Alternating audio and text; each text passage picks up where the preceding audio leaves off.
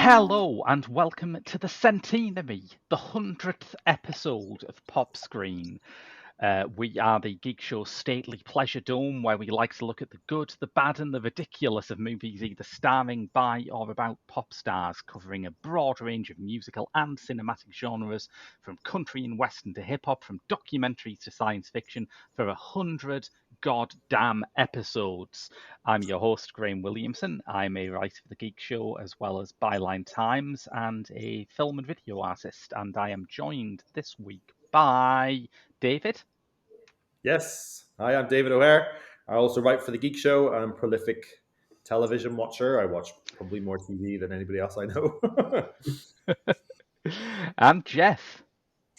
Hello, I'm Jeff Pizek. I am no longer a professional writer, but I still like to pretend I'm one. You could find me as Scrambled Face over on Letterboxd.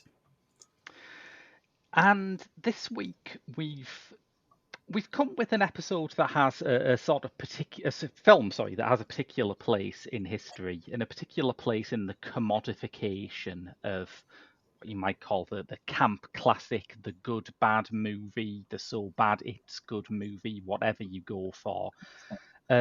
Because once upon a time in 1980, a man went to see a double bill of this film and Can't Stop the Music. And seeing as this was before people had podcasts to complain about unsatisfying movie experiences on, he started the Golden Raspberries.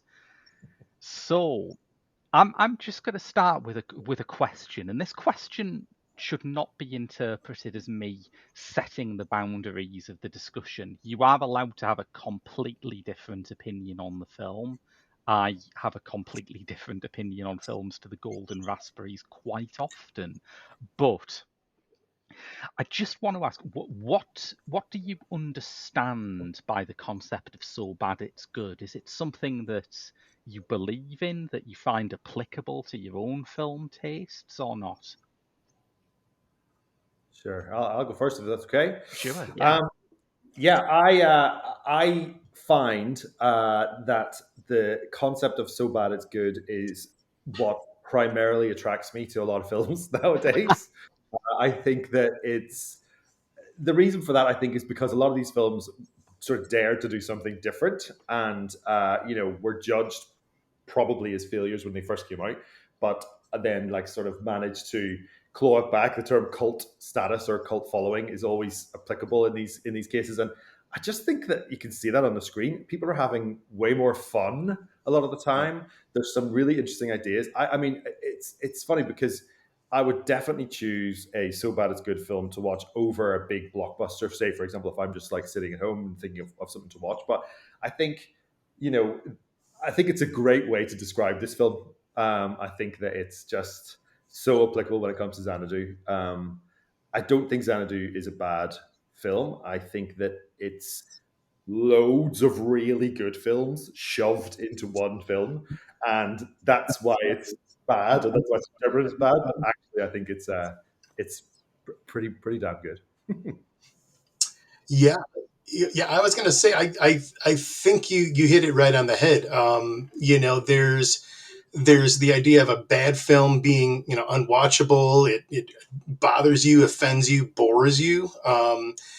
Whereas, I tend to watch a lot of stuff that people label as so bad it's good. In fact, I think maybe like you, when I hear that about a film, it attracts me to it, or at least piques my interest, because bad and good are so subjective, and for me, I think the sweet spot is when you get a film that has, those differences, those quirks, those things that kind of color outside the lines and don't give you what you expect going in.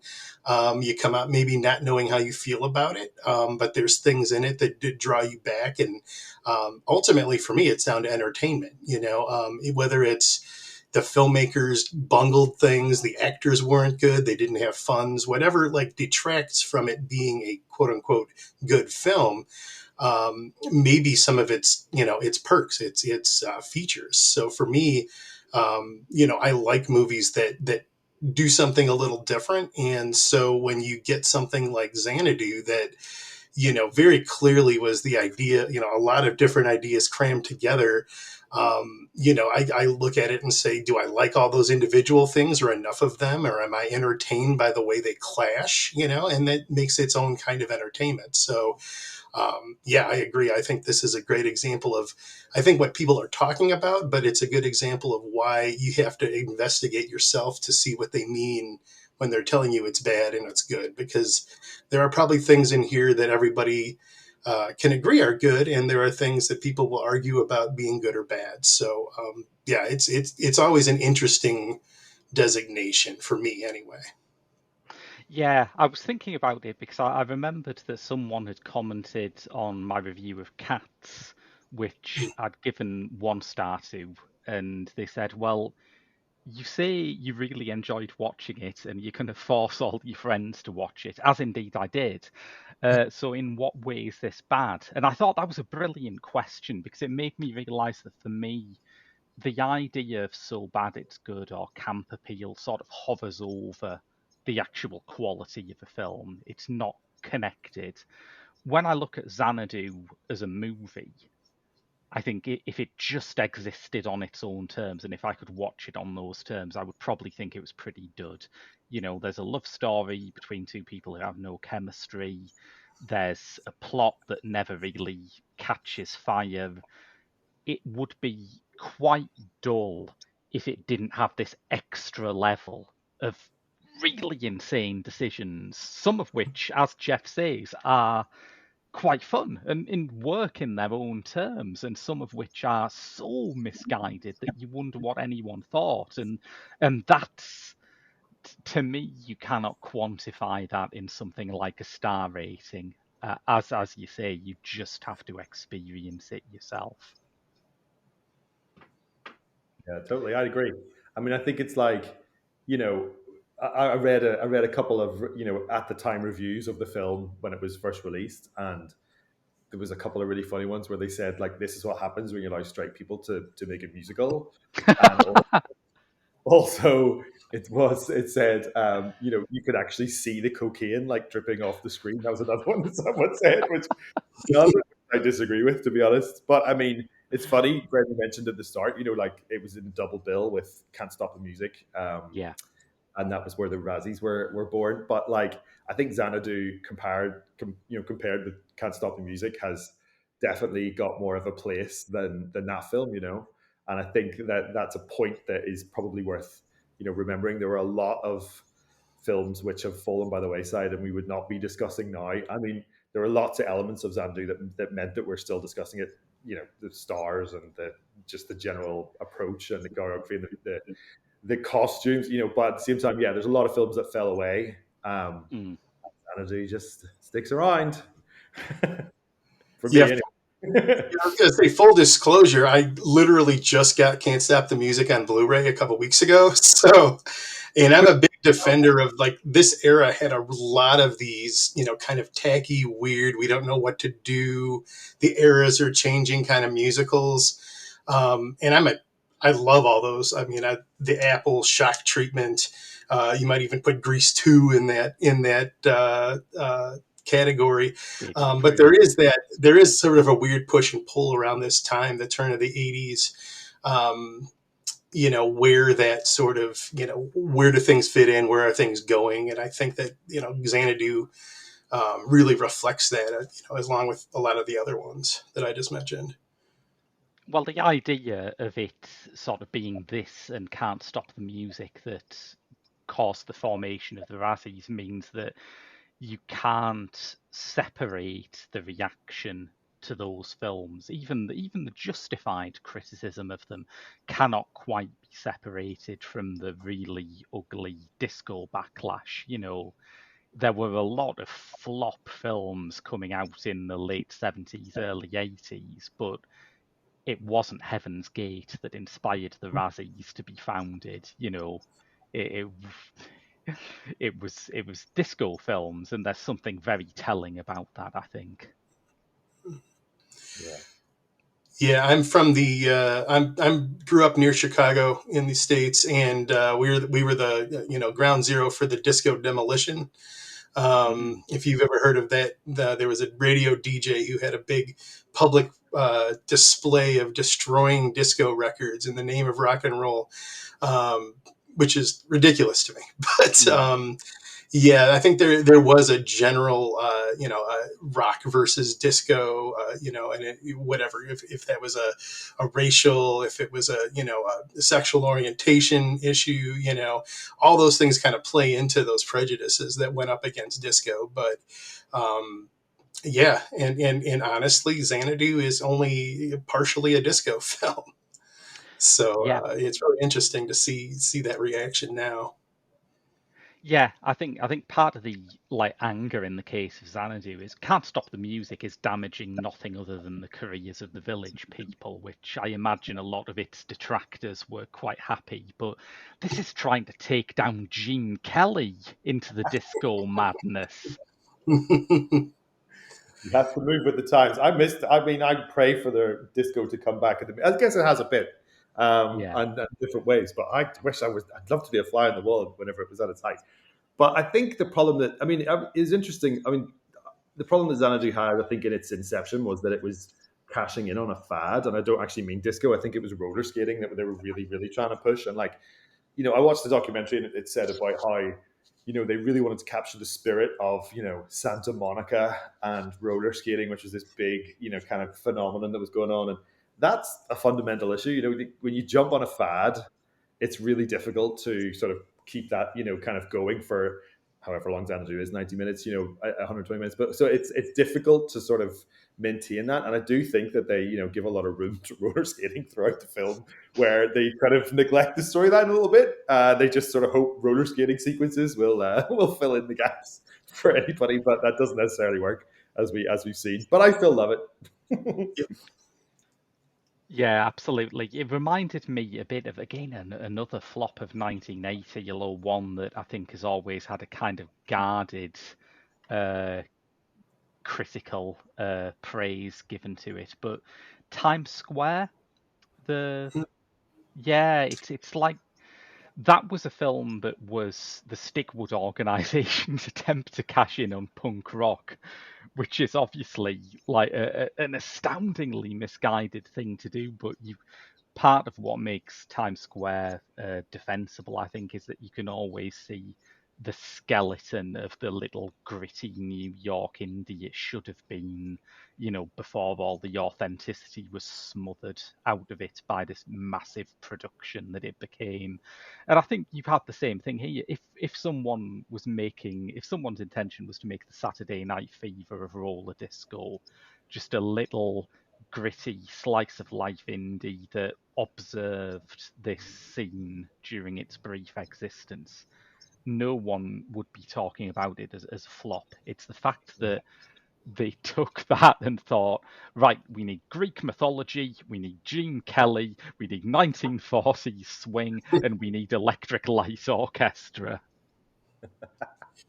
Success, recipe for success. Well, it was plagued by rewrites though, so I wonder. I'm not sure if they started with, because obviously it's been credited, or the film in the 50s, I think, back Down to Earth is meant to be the sort of kind of story, muse, for want of a relevant.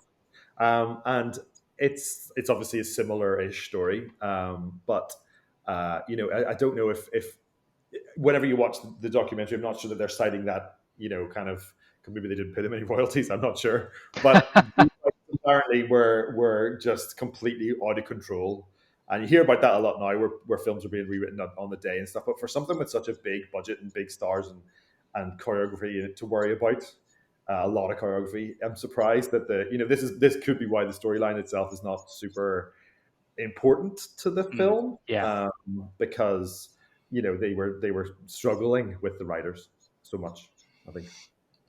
Yeah, and I think I want to say if we saw the same documentary, they started filming before they had the script finished. They just said we'll fix it as we go, and that never actually happened. So I think that's why the story kind of comes to an end, and then there's 15 minutes of, well, let's just sing and skate and throw bowling pins and whatever. Let's just throw everything at the screen.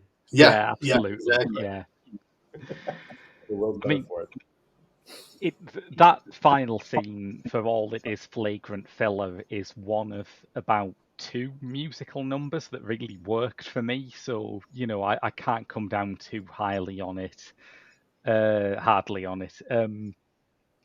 other one that I enjoyed, which staggered me because it is ultimately a changing clothes montage, which is not the highest form of cinema. But I was staggered to find out that all over the world, a song that you still hear on like oldies radio to this day was written for this film. It somehow seems to have escaped that association and just become an ELO song that gets played on the radio. Yeah, I didn't know that either. That's incredible, actually. Yeah, That they'd written quite a lot of the songs already, and then they sort of adapted them to go into the film. But yeah, that's a great montage though, and you have to give like just unbelievable credit to the costumers there. I mean, it's just mad. It's mad, yeah, and it's just great, and jumps from the screen, and Gene Kelly's in some kind of crazy tartan neon get up, which is like it was his last film as well. It's just this sort of yeah. memory that I have. But yeah, I mean, it's the music ELO. Without ELO, I think this film, we wouldn't be talking about it. I think it really, really would maybe not even have made it to the release stage. The music is, in my opinion, fantastic. Yacht rock at its best, and Olivia Newton-John and them together, lovely combination. I've got the vinyl. It's a great album. It's really, really good.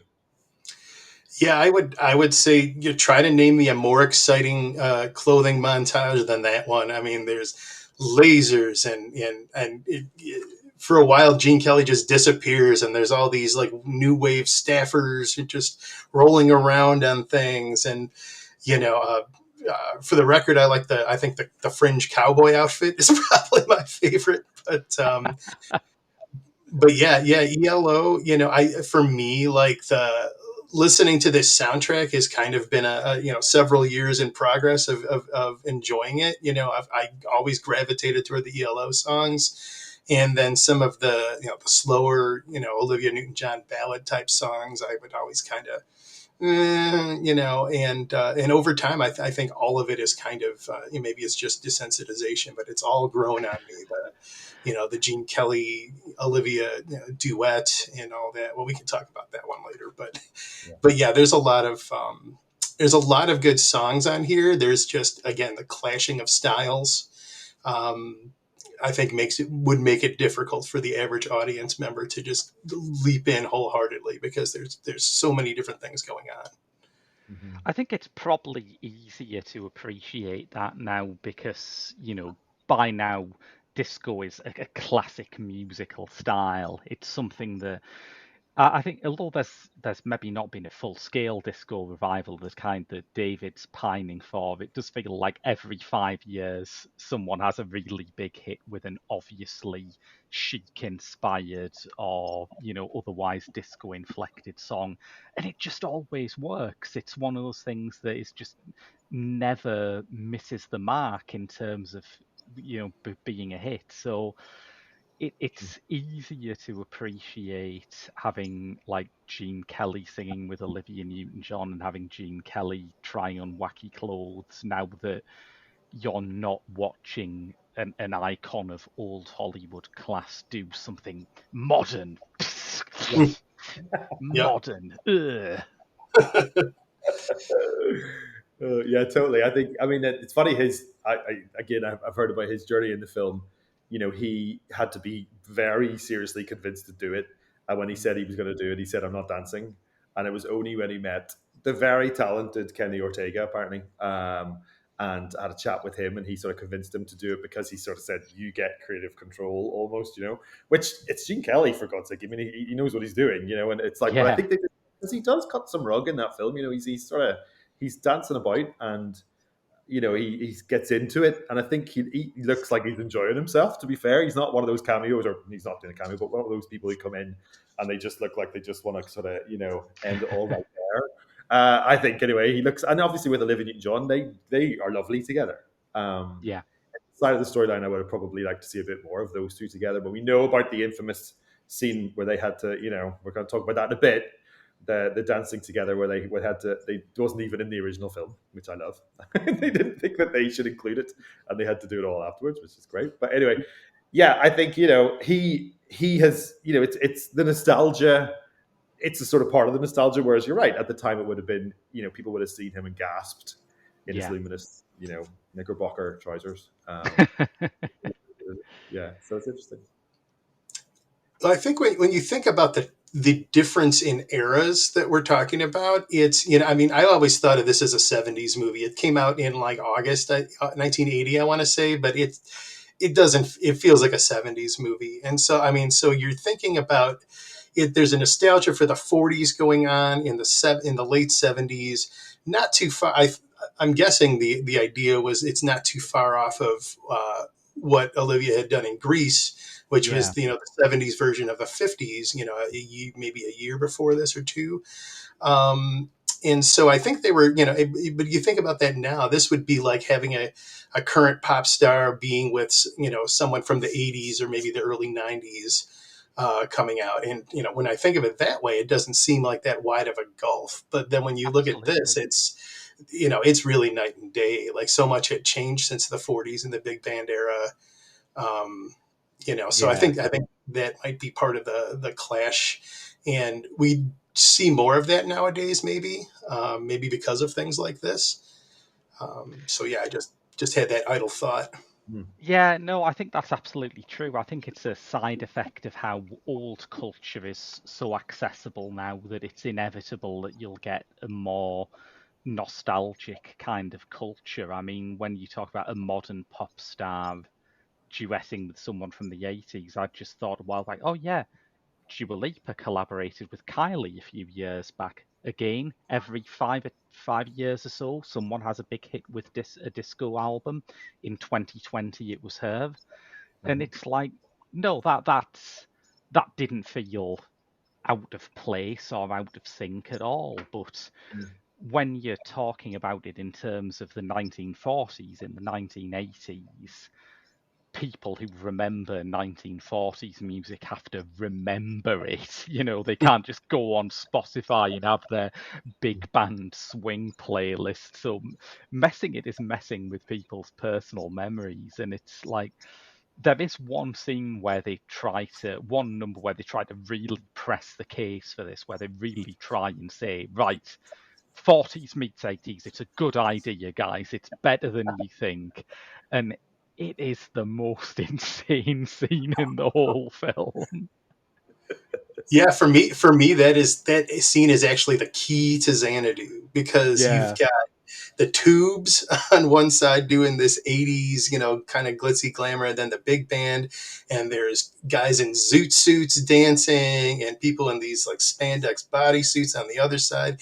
They literally merge both the stages and the songs in this weird cacophony, but it kind of goes together. It's really conceptually interesting that they literalize that merging.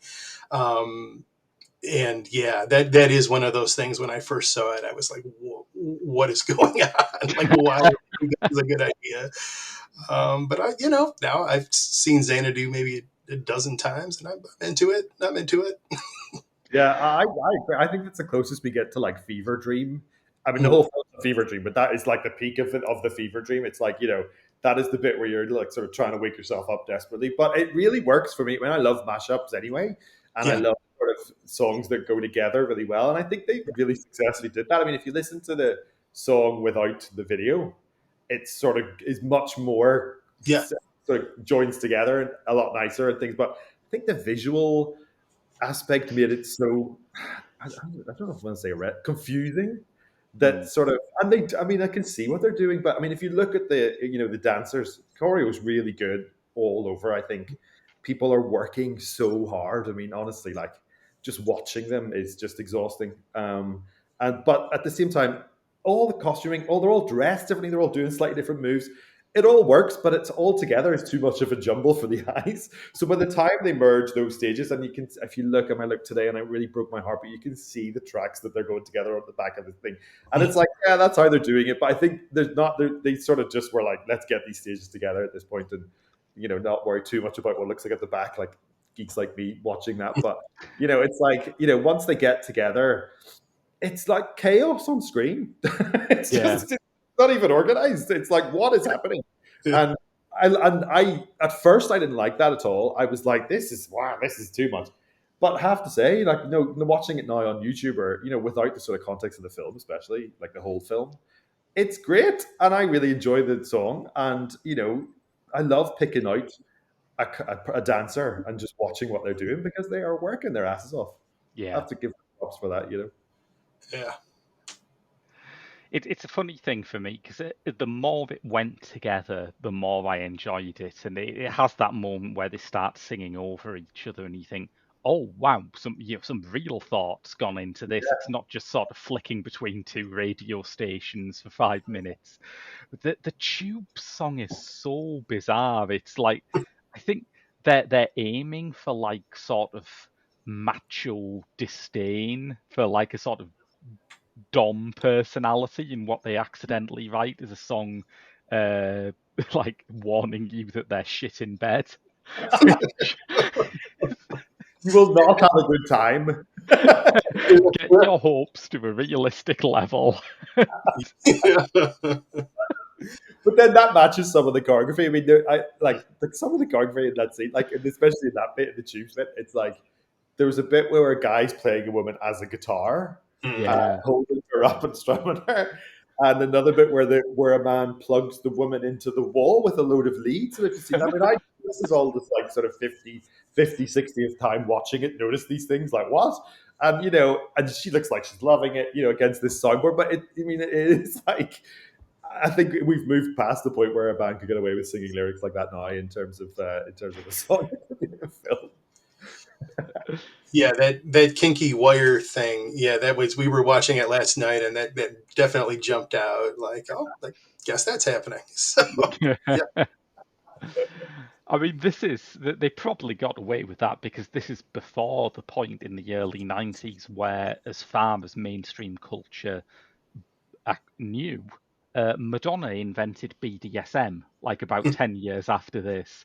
So you can get away with a bit of that in a 1980s PG certificate movie. Sure. All good fun. Yeah. All rock and roll.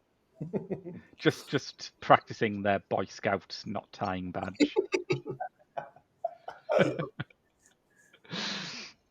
We've talked for some time about this film without mentioning the two lead characters very much, which I think is symptomatic of something.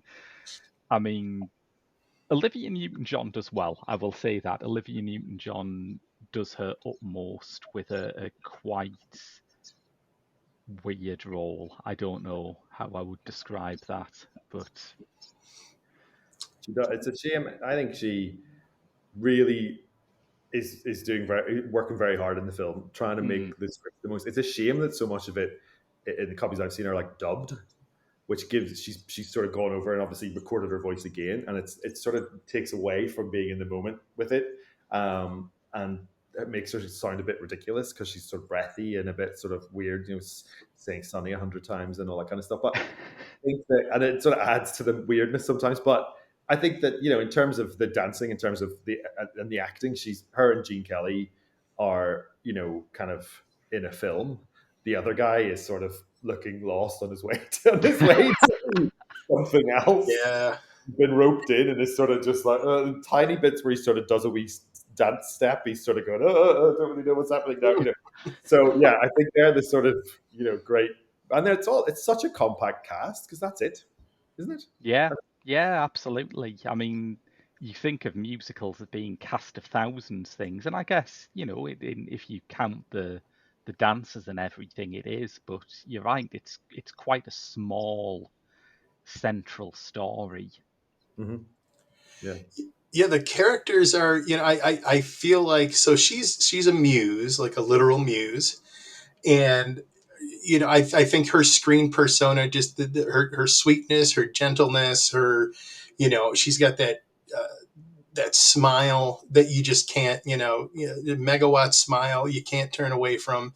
I think that goes a long way towards selling, who she is, because when you listen to the dialogue between the two of them, she's kind of cryptic and antagonistic and never like answers his questions, and then, oh, but I love you, but oh, I'm not supposed to, and she never explains herself. Whereas he's just kind of, I mean, literally skating through life. He's got this job that I guess was inspired by a real thing, where he paints large scale versions of album covers. And I wasn't quite sure if he works for the record company or for the stores. Mm. But I do know, in that documentary, they do talk about how one of the producers had a friend who did that for Tower Records. And I know, at least, the Tower Records near where I lived, when they had Tower Records, they did have those giant full scale kind of 3D recreations of album covers, like into the 90s and beyond. So someone was doing that. I mean, I'm pretty sure I remember one for Pulp's "This Is Hardcore" in the Wow. Schaumburg, Illinois one. So I thought I'd mention that for you. But yeah, they it's yeah. So that happened, but like, does this does this they also have a recording studio that turns into like a city rooftop, and then a tropical beach, and then a rainstorm, and then a pier, and there are props. Is it a holodeck? I'm not sure. I don't know sure what this place he works at is, but it's so. I mean, that in itself is so poorly defined that when you try to get to the character, and sometimes he shows up for work, sometimes he doesn't, and then he ceremoniously quits even though he hasn't been there, and he's been working on the same project for like weeks now. Um, yeah, it's not a good character at all, and like how we're supposed to like pin our hopes and identification on him, I'm not quite sure. But it's one of those things where I think we've talked a lot about the things in this film that have aged well, but one thing that has aged very badly in a way that they couldn't have foreseen is that here you have a character who works in an enormous studio making a living from his art. Mm. And he could not hate it any more than he does. He thinks that's like the worst torment Yeah, imaginable. And I'm just thinking, fuck you, you can afford Los Angeles rent. right. Yeah, He's yeah. already got like flexi time before it was even invented, right? He just comes and goes. Uh, he's obviously quite charming because he manages to get Gene Kelly to like buy and completely refit a club for him without really hooking Yeah. his wife. It sort of just goes, "This is an idea that she had, and I'm going to bring to you." But it's so he's Right. obviously a sort of personal skill. But I think you're absolutely right, Jeff. It's like if he's our protagonist and he's who we're supposed to sort of be relating to, it's incredibly difficult because he is just going with the flow. He's just sort of like, I'll just do whatever you tell me to do, Olivia, and then Gene, you guys do the dancing. I'll be over here with my cowboy hat down until you come get me. It's just and it does make it difficult to sort of understand. He's not even really that bowled over when he finds out that she's a muse and the whole thing. He's just like, okay, well, it's like get up Yes. with it, I guess. So yeah, I completely agree with that. He's difficult. I did see apparently they tried to get John Travolta, which would have been hilarious, but John Travolta was too busy. So that would Yeah. have been Grease, another kind of Grease too. There you Mm. go. But yeah, No, absolutely. It's the sort of role where you do need a star with star charisma to kind of get you past the fact that as Jeff says, he's just not a proactive character, and he sort of can't be a proactive character because this is a story about a muse, and he's an artist, so there's not much that he can do that really. It also has the problem that every film about a fictional artist does, which is that at some point you have to actually see their work, and it's like it's never bad, but it's also never as great as it's built up to be. Yeah. Yeah, I mean, they don't make a distinction between him and the other people he works with. Like, they're probably just as good, and I'm guessing they're getting more work done. They're more productive, in the time that he's spending on this one painting, So, again, yeah, I couldn't really tell, like, what his stature was in this company or anything. So, yeah, just, but it was with Michael Beck, the guy, he was in The Warriors, and I rewatched the trailer yesterday and didn't even realize that he had kind of had like a star role in that, that they were pushing him as the star of the Warriors in the Xanadu advertising. So I thought that was kind of surprising because I always thought that was kind of a thing that if you knew, you knew. Yeah. Yeah, I assume he auditioned, although part of me loves the idea of some Hollywood producer going, okay, we need a non-threatening romantic lead. Let's watch The Warriors. Right. Well, I guess once John Travolta was unavailable, they were like, let's scout around, because I also saw that a very young Mel Gibson was suggested coming fresh off Mad Max. I guess he knew Olivia Newton-John both being Australian, and so that was something that she had sort of thrown up, and I would have loved to have seen that. I mean, he was only young, really young then. He must have only been like early 20s. It would have been absolutely hilarious to see. Yeah. I'll think about that for a while. There's one very weird thing about the Muse plot. There's about 560 really weird things about the Muse plotline, but the one that really exercises me is when it has to have like the third act moment of crisis, and she's called away by her parents Zeus and Menacene, so they've done their research. That's good. But it's like that you have the disembodied voices of, I think it was Wilfred Hyde White and Coral Brown, saying, you've done your job on Earth, you've inspired this artist, you can't get involved with humans. And I'm just thinking, you're Zeus. You literally turned into a swan so you could have sex with a human woman. What are you on about? The It's like patriarchy. Yeah, as we know, he famously lives on Mount Helicon, the Tron game grid. He's that's our Zeus. I like it. I like all that sort of mythology stuff because it's so wishy-washy. I mean, they've sent her down, but is this like her mission? Or because like all the sisters are there at some point, so it's sort of like, well, this is her job, and then but are they all off doing other things with other people? And do they bump into each other on skates as they come past? What happens to all the other ones? Are they happy enough to leave, and she's the one that's fallen in love? Also, what was wrong with Gene Kelly 40 years ago? Why did she stay with him? They seem to like each other. If that's the sort of implication. And then the end, I know we're sort of, jumping all around here, but is that her? Or That's the $1 million question. is that what you're supposed to ask? I mean, at the end of the day, I'm like sort of going, well, it is her. Has she come to Earth and lost her memory, or is she going to turn up in 40 years for their child or something like that? Sort of. Maybe that's it. Maybe it works on like Eugene Victor Toombs levels, where every 40 years she comes back to inspire another struggling LA artist, and then she goes back into hibernation. Love to know what she did for 2020. Probably quite hard to find someone just walking the street. God knows. She's the Jeepers of muses. I've no idea what she's going to plan next. Oh, terrible thought. Yeah, I think it would be fair to say that some of the mythology stuff does not hang together. There was a plot point, perhaps you will be able to fill me in on this, either of you, because I haven't seen the behind-the-scenes documentary that you mentioned, but there was an idea to tie the plot lines together a bit more tightly by having Sonny paint the mural that the Muses come to life from. Yeah, deleted scene, which to me makes much more sense. Mm. I'm not sure why that wasn't included, and also would have been like, wow, he's such a great painter, and they come to life, and because there's quite an extended dance scene when the mural does come to life, and I could see a world where he sort of does that and then walks away and it happens, or I don't know why that didn't happen. It's weird.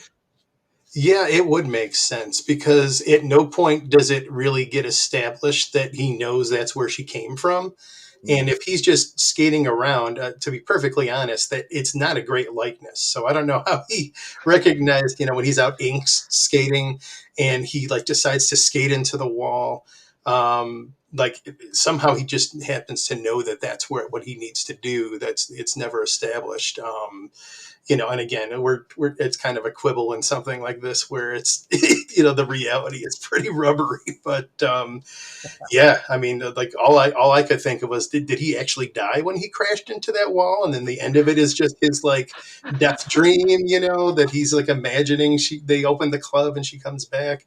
Cause that kind of makes sense. They turn into cowboys suddenly, that could be his last spasms, who knows? He's a cartoon for a while. I mean, yeah, the Don Bluth animation. Yeah.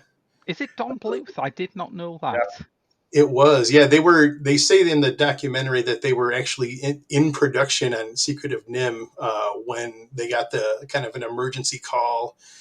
Hey, we need some animation, and they kind of slapped it together really quickly. He talks quite fondly about it, though. He's sort of going, it was a nice, easy job. That's what he said in the documentary. He's like, it was a nice, easy job. It was a beautiful woman and a beautiful man dancing around together. They turned into animals, and that was it. But I mean, it's funny because I remember watching, the first time I watched it, I didn't realize it was Don Bluth. And I was like, what sort of janky, artists have they got to do this cartoony bit? Not realizing, of course, he's just fresh from Disney and, striking out on his own. And seeing that now, having seen a few more of his films, I'm like, oh yeah, no, this is signature Don Bluth stuff, So I'm glad for my old feelings of thinking it was Disney knockoff. Yeah, I do like Jeff's theory that this is sort of a disco carnival of souls, where the whole thing is just interpretable as Sonny's death dream. I imagine that a lot of men in the late 70s would have fantasized about having Olivia Newton-John sing their way into the afterlife. It will be pleasant. Yeah, absolutely. The removal of that subplot with Sonny doing the mural does mean that he learns about the painting coming to life in a scene involving a Euro trashy fashion photographer. So, these cuts give with one hand and take away with the other. I am a sucker for some Euro trashy fashion photographer scenes, and this was a very silly one. Oh yeah. Yeah. But yes, I don't know. Is there anything else that we feel hasn't been mentioned? Go ahead. I could talk all day, so you go. Yeah, I was gonna say I could too. As I mentioned earlier, there's the scene where Gene Kelly's character, remembers back to he invites Sonny back to his place to see, have a drink, and Sonny heads out and he's left with his memories, listening to his records.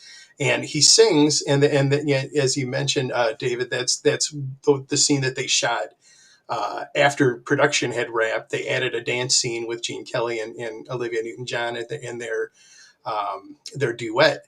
But I don't know. That's one of those scenes where if you think about it in terms of the reality of the movie, it's I don't know. It seems really sad to me in a way because all he's left with is that memory, and he's just up there dancing by himself with his memories, and he's creating this opportunity for this younger guy, but doesn't I can't really see what's in it for him other than this torment of having to go back and remember this long lost love who's appeared as a ghost to him, and now he's just in this empty drawing room by himself. It's yeah, there's a melancholy to that that's not really addressed. His character in general. The movie opens with him, tooting his own flute on the beach, and he's just, on his own. And I have a feeling at the end of the movie, even if the club succeeds, like that's still where he is. So yeah, I think it's an odd arc for his character for sure. Yeah, totally. When you say it like that as well, especially, I mean, it's like, I think it's a real sort of bury your old people kind of narrative. It's like, yeah, you had your chance. And Yeah. because he's sort of really wealthy, but not based on what he was originally meant to do, right? So we're supposed to think that, Kira came to him or in some kind of form. Obviously not her, because if he had seen her with Sonny, he would have been like, "It's you." He sort of does do that a little bit, but it's maybe she looked a bit different, wore type clothes, different hair, I guess. But he sort of blew it, but made a fortune anyway. And I guess what the film's trying to do, and I'm sure this is a casualty of rewrites, is that sort of it's his second chance as well to sort of do. Sonny and him have the same kind of dream to open this club, and so he's inspired in that way to do that, and he's happy, but his life is over, sort of effectively, and no chance of love. Because where's the sort of 50-year-old Olivia Newton-John lookalike waitress that's carrying the drink over, but that doesn't happen for him because he's old. So that's what I took from it is he's sort of just happy that he's sort of managed to open this club with very little help from the two young people who came to him. And that's his dream, and that's what's going to make him happy. But you're right, it is quite a sad narrative for him. I mean, that sort of scene where he's dancing with her is quite sad when you think about it in that way. I mean, the end of the movie for me, maybe it's just because it is just quite calm compared with everything else, but there is a sadness there. She obviously goes back to Mount whatever it is called in that particular draft. And she's gone, and yes, there's another waitress there. But this is where I was confused, because I was like, the waitress looks like her, but is there any memories? I mean, that waitress is going, I don't know you're my boss. I'll see you later. So it's like, it's just sort of the whole film comes to that point, and then it's like, this doesn't feel like a beginning for me. It feels very much like an end. Like I don't have much hope for Sonny. I'd love it if like someone had the balls, to go like, right, here we are in the 2000s, and Sonny's going to be, better cast, and the club's there, and I mean, I'd love to see that for a laugh. I'm sure that Ryan Murphy or somebody could take a punt on that for a mini series, but I think that would be kind of funny to see it modernized with the same story, with Sonny being there, but him in the Gene Kelly role. I think that'd be interesting. There is a stage musical that was based on Xanadu, which toured to some success. So I'd like to think that it could go through that kind of hairspray, the producer's process, where it's filmed, it's put on stage, and then the stage production is filmed again. I think, like Gene Kelly with his sad clarinet, it's a story that deserves another chance. Yeah, the show's amazing. Have you seen it? I haven't. No. I have not either. It's absolutely brilliant. It is hilarious. So they've taken all the camp, crazy stuff from the film. They've absolutely satirized it. So they're laughing at themselves completely. The Muse, who's Olivia Newton-John's character, puts on an Australian accent throughout, despite the fact that she's got an American accent, and she sort of puts it on, and really talks really, really over the top. Sonny can't roller skate, and it's sort of a bit like that. But and there's more ELO songs, so they have sort of more of their catalog in there. It's a great show, and I wanted to just come on and say how much I love that show, if nothing else. It was brilliant, and I saw a very small production of it in London, and it's fantastic. If you ever get a chance, I think it's really, really funny. I don't work for them, even though it sounds like it. No, that sounds great. Yeah, no, it sounds like they gave it the Barbie treatment. Whereas the more I see this movie, the more I see that it's basically La La Land, but fun. A guy gets to open the best nightclub, but he doesn't get the girl, you know, and Yeah, that's so true. yeah, I mean, if we're wrapping up, I would just say I really love, and this is something I just noticed last night. I really love that when Gene Kelly gets to the end of the first week of construction on the club, he rewards the construction crew with champagne and a big bowl of fruit, which is just the nicest thing you could do as a club entrepreneur, I think. So, Old school. but yeah, no, I love this movie and can't tell you why, but I could understand why people don't like it for sure. Well, It's too much. one hope that we have in the remake stakes is and it blew my mind when I heard this. This is a Marvel enterprise. This film, did you know that? No. There was a comic book released afterwards, and it's a Marvel comic book, so it happens in the Marvel verse, and yeah, there's every chance that we could see it come up there. So that would be epic. Perfect. Yeah, let's stop this Kang business right now and go straight to Xanadu. Nowhere, it's going nowhere. Get on to Definitely, yeah.